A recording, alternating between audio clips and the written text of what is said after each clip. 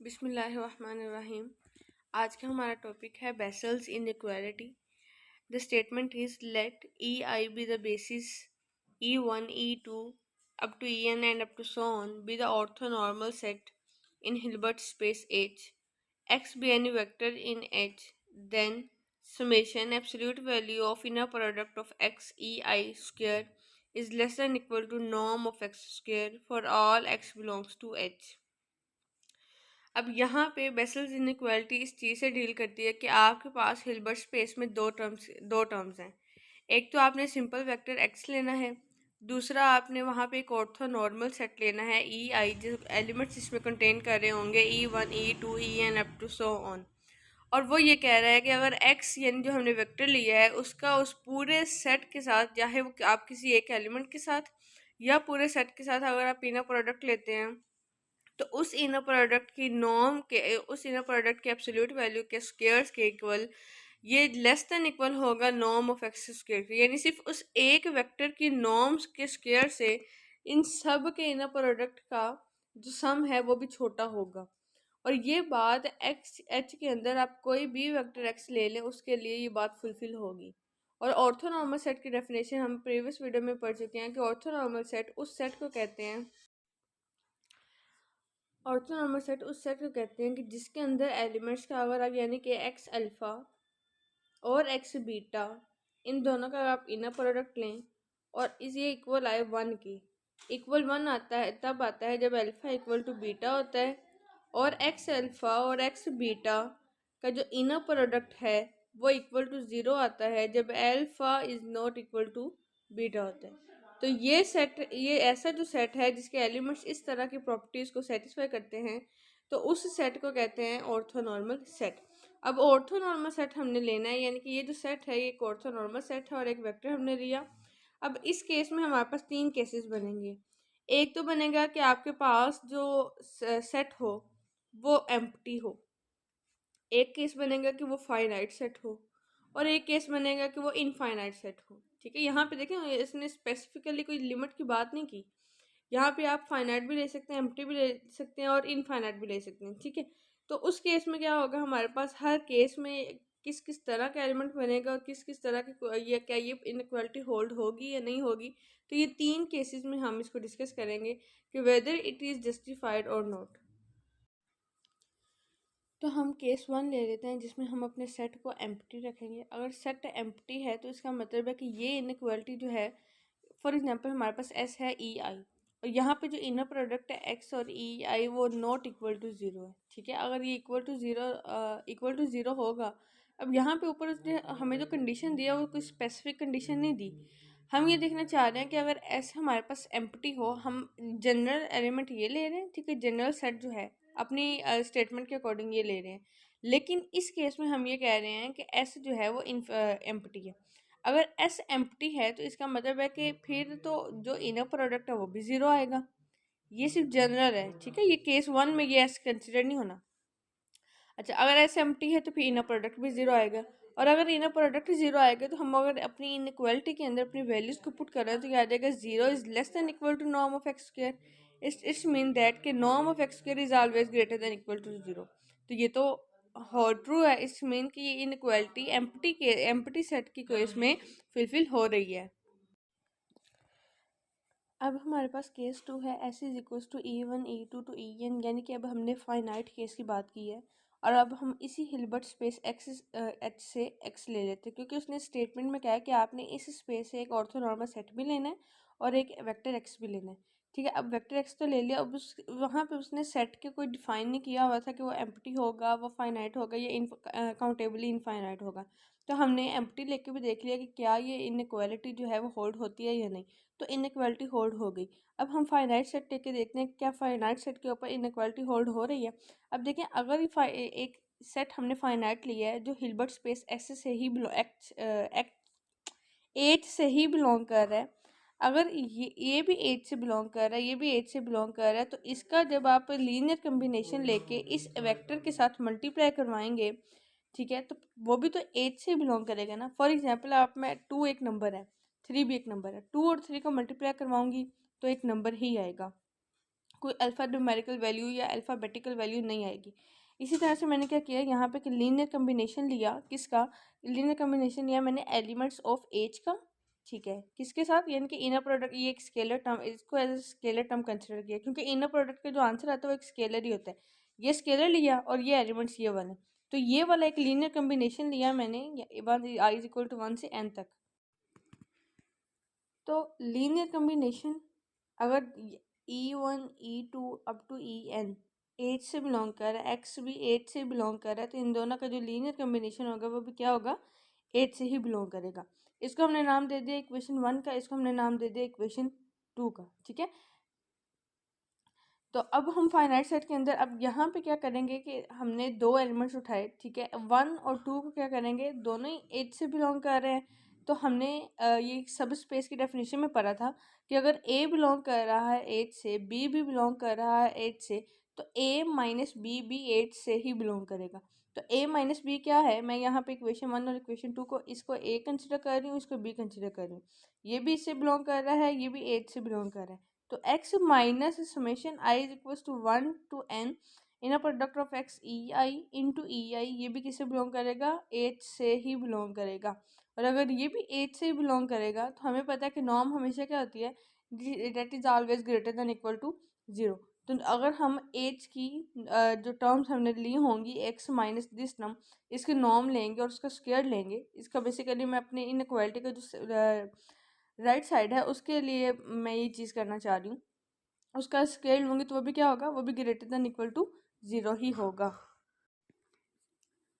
तो ये वैसे ही किया हमने इक्वेशन 1 माइनस इक्वेशन 2, यानी कि जो मैंने डेफिनेशन बताई कि अगर ए एच से बिलोंग कर रहा है, बी भी एच से बिलोंग कर रहा है, तो ए माइनस बी भी एच से ही बिलोंग करेगा।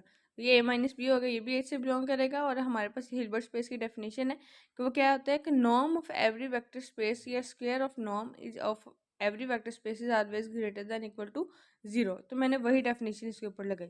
मुझे पता है कि मैं नॉर्म के स्क्वायर को इस तरह से लिख सकती हूँ कि इन इसी पर टर्म का अपने साथ ही, मतलब इसी के साथ ही अगर मैं इनर प्रोडक्ट लूँगी तो मैं इसको इस फॉर्म में एक्सप्रेस कर सकती हूँ। तो मैंने इसको लिख दिया x minus summation i is equal to 1 to n inner product of x e i inner product इसका है x minus summation j is equal to 1 to i। यहाँ पे i इज इक्वल टू 1 और यहाँ पे j इज इक्वल टू 1, ताकि terms जो हैं वो मिक्सअप ना हो, सिर्फ उसको सेपरेट करने के लिए, टर्म्स को रिकोगनाइज करने के लिए, सेपरेट करने के लिए। Inner product of x e j. अब इनर प्रोडक्ट के लेफ्ट वाले टर्म को कहते हैं लेफ्ट आर्ग्यूमेंट और राइट वाले टर्म को कहते हैं राइट आर्ग्यूमेंट, ठीक है। अब ये जो हम इनर प्रोडक्ट यूज़ कर रहे हैं ना, ये कम्प्लेक्स नंबर्स पे है। क्यों, क्योंकि यहाँ पे देखें कि यहाँ पे जो टर्म यूज़ हुई है आई वाली, अब इन रियल नंबर्स में क्या होता है कि एक्स वाई और वाई एक्स इन दोनों का इनर प्रोडक्ट सेम होता है, लेकिन यहाँ पे स्पेस के लिए हमने लेफ्ट और राइट आर्ग्यूमेंट की स्पेसिफिकेशन। तो यहाँ पे ये जो हमारे पास लेफ्ट वाला है, इसको हम कहेंगे कि लेफ्ट आर्ग्यूमेंट, और ये वाला जो राइट वाला टर्म है इनर प्रोडक्ट के अंदर, इसे हम कहेंगे कि राइट आर्ग्यूमेंट, ठीक है। अब जब हम इसको ओपन करेंगे तो हर एलिमेंट को बार बार मल्टीप्लाई करवाएंगे, पहले एक्स को एक्स के साथ, फिर माइनस एक्स को इस सेकेंड टर्म के साथ, ये वाली जो चीज़ मैंने लिखी, फिर माइनस ई समेशन आई वाली टर्म एक्स के साथ मल्टीप्लाई होगी, समेशन आई वाली टर्म एक्स के साथ, फिर क्या है माइनस माइनस प्लस, और फिर ये वाले दोनों समेशंस एक ब्रैकेट में आ जाएंगे, ये लिख दिया, और ये आ जाएगा ग्रेटर देन इक्वल टू 0।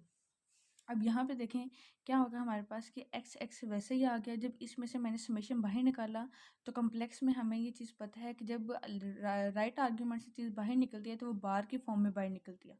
तो जब ये समेशन वाली ये जो स्केलर है हमारे पास, summation j is equal to 1 to n inner product of x e j, ये जो मैंने बाहर निकाला तो ये क्या आ गया, राइट आर्ग्यूमेंट से निकला तो ये इसके ऊपर आ गया बार, अंदर आ गया एक्स और ई जे, ये चीज़ आ गई माइनस। अगेन यहाँ से summation I is equal to 1 to n inner product of x e है, क्योंकि ये पूरी टर्म स्केलर है, ये मैं बाहर निकाल दूंगी, अंदर आ जाएगा ई आई और एक्स।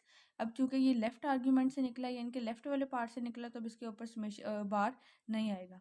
प्लस अब इन दोनों में से निकालना है, तो summation I is equal to 1 to n summation j is equal to 1 to n X e I बाहर आ जाएगा और एक्स ई जे के ऊपर बार आएगा और अंदर आ जाएगा e I e j which is greater than equal to 0। ये मैंने साइड पे कुछ चीज़ें लिखी भी हुई हैं कि देखें रियल नंबर में क्या होता है हमारे पास कि एक्स वाई का जो इनर प्रोडक्ट होता है वाई एक्स के इक्वल, लेकिन कम्प्लेक्स में होता है वाई एक्स का एक्स वाई के बार के इक्वल। इसी तरह से रियल नंबर में इनर प्रोडक्ट स्पेस के अंदर लीनियर लेफ्ट आर्ग्यूमेंट जो होता है वो लीनियर होता है, मीनिंग दैट कि अगर आपके पास ए एक्स प्लस बीटा वाई है और सेकंड नंबर जी है तो ये इक्वल होगा अल्फा इंटू एक्स जी का inner product plus beta into Y g का इनर प्रोडक्ट। ठीक है, तो यानी कि हम यहाँ पे लेफ्ट आर्ग्यूमेंट से अल्फ़ा वैसे निकाल सकते हैं चाहे वो लेफ्ट में हो या राइट में हो, रियल इनर प्रोडक्ट स्पेस में उसके ऊपर बार नहीं आता। लेकिन अगर कम्प्लेक्स की बात करें तो लेफ्ट वाला तो बगैर बार के बाहर आ जाता है, लेकिन राइट वाला क्या वो उसके ऊपर कॉन्जुगेट आ जाता है, बार आ जाता है। ठीक है, अब इसी तरह से हमने यहाँ पे इसको ये चीज़ मैंने जो हमने यहाँ पे यूज़ किया ये वही चीज़ उसके रिलेटेड जो है रूल्स हैं वो लिखे हुए हैं। अब हम x और x के इनर प्रोडक्ट को हम लिख सकते हैं नॉर्म ऑफ x का square minus summation j is equals to 1 to n। अब ये देखें z इंटू जी बार जो कि कम्प्लेक्स की प्रॉपर्टी है कि जब एक टर्म अपने ही कॉन्जुगेट टर्म के साथ मल्टीप्लाई हो रही हो तो हम उसे लिख सकते हैं मोड ऑफ दैट टर्म का स्क्वायर। तो मैंने यहाँ पे क्या लिख दिया, mod of inner product of x e j का square minus summation i is equal to 1 to n X e I. इसको मैं ई आई और एक्स को मैं लिख सकती हूँ एक्स ई आई का बार। ठीक है, ये अगेन आगे जाके ये यही चीज़ बन जाएगी plus summation j is equal to 1 to n 1 to n inner product of x e I X e j. अब देखें बात यहाँ पे ये है कि यहाँ पे हमारे पास से दो समेशन, एक आई वाला और एक जे वाला। एट अ टाइम में ये बात मैं आपको पहले भी क्लियर कर चुकी हूँ कि एट अ टाइम क्या एक ही हम समेशन को वेरी करवा सकते हैं। तो मैंने जे को फिक्स कर दिया, आई को जब वेरी करवाया तो देखिए जब ये दोनों तो स्केलर्स हैं, ये दोनों तो हर जगह पे आने ही आने हैं।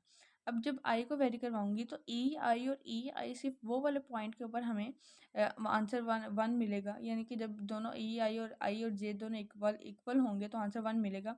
अदरवाइज हर एक के ऊपर आंसर जब हमें पता है कि अगर ऑर्थोनॉर्मल सेट है और ये दोनों डिफरेंट होंगे तो आंसर क्या मिलेगा, ज़ीरो।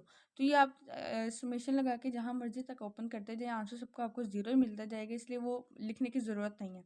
एक ही आपको आंसर वन मिलेगा जो कि वो ऑलरेडी इसके साथ लिखा हुआ है। यानी कि बेसिकली मैं बात कर रही हूँ ये पूरी टर्म इंटू वन प्लस ये पूरी टर्म इंटू ज़ीरो, क्योंकि इसका प्रोडक्ट ये वाला जो इसका आंसर आएगा वो इसके साथ मल्टीप्लाई हो रहा है ना, तो जब जीरो आएगी तो वो टर्म्स तो सारी जीरो होती जाएंगी, तो वो नहीं लिखी। बाकी हमारे पास आ गई ये टर्म, तो आगे समेशन एक्स का स्क्वायर माइनस समेशन जे वाली टर्म जो हमने यहाँ पे लिखी, और अब आगे जाके अब ये क्या होगा, ये भी जी और जी का बार बन गया है, तो इसके ऊपर भी क्या हो जाएगा absolute value of x inner product of x e i का स्क्वायर। और ये सारे सारे टर्म किसके equal, greater than equal to zero, ये हमने जो ऊपर स्टेप किया था उसी से चलते आ रहे हैं हम। तो ये आगे समेशन एक्स का square minus summation j is equal to 1 to n inner product x e j का एब्सोल्यूट वैल्यू का square minus summation I is equal to 1 to n inner product of x e i के absolute value का square plus summation j is equal to 1 to n inner product of x e j का square. ये वाली plus और ये वाली minus की term cancel out होगी, टर्म हमारे पास क्या बची, norm of x square minus summation I is equal to 1 to n absolute value of inner product of x e i का square which is greater than equal to zero. ये term इधर minus की है, दूसरी side पे जाके plus की हो जाएगी। मतलब कि हमने क्या लिखा हुआ है कि summation I is equal to 1 to n absolute value of x e i का square is less than equal to norm of x square. तो यही तो हमारी बेसल इनइक्वालिटी थी। इसका मतलब है हम चाहे अपने सेट को एम्प्टी लें उसके ऊपर भी हमारी इनइक्वालिटी होल्ड होगी, और चाहे अपने सेट को फाइनाइट लें उसके ऊपर भी हमारी इनइक्वालिटी होल्ड होगी। अब हम अपने सेट को लेते हैं इनफाइनाइट। ठीक है, अगर इनफाइनाइट लेते हैं काउंटेबली इनफाइनाइट, तो हमारे पास सेलेक्ट कर लिया कि एस जो है वो कंटेन कर रहा है ई आई के टाइप के एलिमेंट्स को जो वो आई इज इक्वल टू 1 से इन्फिनिटी तक जा रहे हैं। अब हम ये देखेंगे कि बेसल इनइक्वालिटी इनफाइनाइट सीरीज के ऊपर होल्ड होती है ये नहीं। मतलब कि हमारे पास बेसल इनइक्वालिटी क्या थी, summation I is equal to 1 to n था। ठीक है, अगर मैं यहाँ पे लिमिट इनफिनिटी ले रही हूँ तो एन की यहाँ पे क्या आ जाएगा, इन्फिनिटी आ जाएगी, और बाकी सारी सारी टर्म वैसे ही आ जाएगी। अब जो हमने सीक्वेंस लिया ना, summation I is equal to 1 to infinity, infinity वाला टर्म लिया है अभी हमने, absolute value of inner product of x e i का स्क्वायर। हमारे पास जो बेसल इनइक्वालिटी है ना वो राइट साइड पे है नॉर्म ऑफ एक्स का स्क्वायर। अब देखिए नॉर्म ऑफ एक्स का स्क्वायर इसके ये तो डिपेंड ही नहीं करता कि आपके पास सेट फाइनाइट हो या इनफाइनाइट हो। ठीक है, तो ये तो इंडिपेंडेंट है। लेकिन हाँ, अगर आपने इनफाइनाइट टर्म ली है, इनफाइनाइट सीरीज़ ली है, तो अगर आपको ये चीज़ देखनी होगी, ये चीज़ लाज़मी कंसिडर करनी होगी कि जो आप सीरीज़ ले रहे हैं, चाहे वो इनफाइनाइट हो लेकिन वो कन्वर्जेंट लाज़मी हो। अगर वो डिसकन्वर्जेंट हो गई या नॉन कन्वर्जेंट हो गई, यानी कि वो इन्फिनिटी को अप्रोच कर गई, तो फिर तो हमारे पास जो राइट साइड यानी कि नॉर्म ऑफ एक्स वाली टर्म है, वो भी इन्फिनिटी को अप्रोच कर जाएगी। इन्फिनिटी तो किसी चीज़ से छोटी नहीं ना होती। देखिए हमारे पास टर्म है Bessel inequality, summation I is equal to 1 to infinity norm x e i का square is less than equal to norm of x का स्क्वायर। तो अगर ये चीज़ इन्फिनिटी होगी तो क्या इन्फिनिटी नॉर्म से छोटी हो सकती है? नहीं। तो इन्फिनिटी तो हर चीज़ से अबव है ना, इसीलिए फिर हमारे पास इस चीज़ का कन्वर्जेंट होना लाजमी है कि ये चीज़ किसी न किसी पॉइंट को अप्रोच करती है और फिर ही वो less than equal to norm की हो सकता है। इन्फिनिटी अगर ये डिसकन्वर्जेंट हो गई, नॉन कन्वर्जेंट हो गई, तो फिर ये चीज़ होल्ड नहीं करेगी, इसलिए हम पहले इसकी कन्वर्जेंस चेक। तो फिर अपनी सीक्वेंस की अपनी सीरीज़ की कन्वर्जेंस चेक करने के लिए एक चीज़ ध्यान में रखें कि इनफाइनाइट सीरीज़ को कन्वर्जन तब ही होती है जब उसके पार्शियल सम्स यानी कि आप उसके छोटे छोटे सम्स ले लें और उन वो सारे के सारे सम्स भी कन्वर्ज ही हों। अगर इंडिविजुअली कन्वर्ज करेंगे तो उसका मतलब है ओवरऑल सीरीज़ भी क्या करेगी, वो कन्वर्जेंट ही होगी। तो उसके लिए कन्वर्जन की डेफिनेशन के लिए हमने क्या ले लिया, एक एम और एन की दो सीरीज़ ले ली, एस एम और एस एन, ठीक है। और यहाँ पे जो हमारे पास है, देखिए जब एस एम वाली सीक्वेंस में से एस एन वाली सीक्वेंस बचेगी, माइनस हो जाएगी, तो इसका मतलब है कि फॉर एग्जांपल ये 1 से एन, फिर आ जाएगा एन प्लस वन और आगे एम। तो 1 से एन तक तो माइनस होगी टर्म्स, बाकी क्या बचा एन प्लस वन से एम तक। तो इसलिए समेशन में आ गया, लिमिट आ गई i is equal to n plus one to m inner product of x e i का square into norm is less than equal to norm of x. इसको हमने नाम दे दिया इक्वेशन ए का, ठीक है। अब अगर S M minus S N ये ज़ीरो को अप्रोच कब करेगी, जब एम और एन दोनों ही इन्फिनिटी को अप्रोच कर जाएंगे, ठीक है। तो हिल्बर्ट स्पेस में देखें आपके पास एक स्मॉलेस्ट लेंथ वाला एक ऐसा वेक्टर होता है जिसको हम जीरो वेक्टर कहते हैं। देखिए स्मॉलेस्ट लेंथ कौन सी हो सकती है, वो जीरो हो सकती है, पॉजिटिव लेंथ ही होती है ना हमेशा, तो उसको हम कहते हैं जीरो वेक्टर। तो क्या है कि जीरो वेक्टर के केस में जब ये आंसर आपके पास जीरो अप्रोच करेगा तो एम और एन इन्फिनिटी को अप्रोच करेंगे, और अगर एम और एन के इन्फिनिटी को अप्रोच करने से S M minus S N की नॉर्म जीरो को अप्रोच कर रही है, तो इसका मतलब है कि ये जो एस एन सीक्वेंस हमने ली है ये कोशी सीक्वेंस है, क्योंकि ये डेफिनेशन किसकी है, कोशी सीक्वेंस की। अब एज क्या है, हिल्बर्ट स्पेस क्या होती है, कंप्लीट स्पेस होती है। कंप्लीट स्पेस का क्या मतलब है कि उसमें जो भी कोशी सीक्वेंस होती है वो कन्वर्जेंट होगी। तो ये हमने कोशी सीक्वेंस इसको प्रूव कर दिया।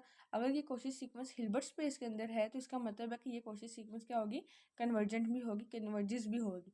तो ये क्या था, एक पार्शियल सम लिया था सीक्वेंसेस का। अगर पार्शियल सम कन्वर्ज कर रहा है तो यानी कि इंडिविजुअल सम कन्वर्ज कर रहा है, तो जो ओवरऑल कलेक्टिव सम होगा सीरीज का वो भी कन्वर्जेंट होगा।